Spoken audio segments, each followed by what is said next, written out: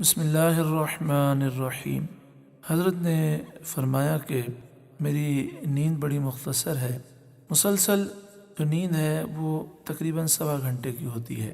آپ نے فرمایا کہ میں یہ کوشش کرتا ہوں کہ اپنے سرہانے کئی موضوعات پر کتب رکھوں، مثلاً فتاوی رضویہ شریف ہے تو اس کی پہلی جلد رکھی، جب وہ پڑھ لی تو پھر دوسری جلد، اس طرح جب ساری جلدیں مکمل ہو گئیں تو پھر اور کوئی فقہ کی کتاب یا فتاوی کی کتاب رکھ لی، سیرت کی کتاب، اس طرح مختلف موضوعات پر کتابیں ہوتی ہیں۔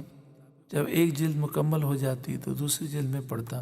آپ فرماتے کہ میں نے یہ کبھی پریشانی محسوس نہیں کی کہ نیند نہیں آ رہی، جب تک نیند نہ آتی میں مطالعہ کرتا، اور سونے کے بعد جب آنکھ کھلتی تو میں وضو کر لیتا اور وضو کر کے پھر مطالعہ کرتا۔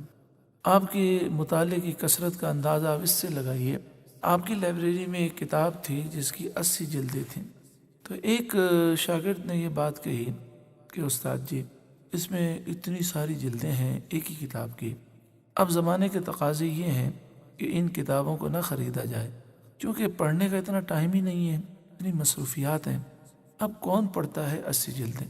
تو استاد محترم نے اس طالب علم کی اصلاح فرمائی اور آپ نے فرمایا جسے مطالعے کا شوق مل جاتا ہے وہ پڑھتا ہے، جو نکما ہو اپنا وقت برباد کرتا ہے اس کے پاس ٹائم نہیں ہے۔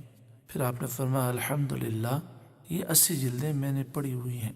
پھر فرمایا کہ لائبریری میں میری جتنی کتابیں ہیں سب کو میں نے مطالعہ کیا ہے، اور مطالعے کی جو خوبی ہوتی ہے وہ خوبی یہ ہوتی ہے کہ انسان مطالعہ کرے اور پھر اسے یاد بھی رہے۔ تو آپ کا حافظہ کتنا قوی تھا اور باتیں کس طرح آپ یاد رکھتے تھے، اس پر ایک واقعہ انشاءاللہ تعالی اگلی کلپ میں عرض کروں گا۔ آخر میں امیر المجاہدین کا ایک فرمان، آپ نے فرمایا کوئی شخص صبح سے آنکھ کی حفاظت شروع کرے تو وہ رات کو اپنا مقام خود دیکھ لے گا، یعنی اس پر کتنا کرم ہوگا اور اس کی ہر مشکل انشاءاللہ آسان ہوگی۔ اللہ تعالی امیر المجاہدین کے فیض سے ہمیں مستفید فرمائے، آمین، صلی اللہ علیہ وآلہ وسلم۔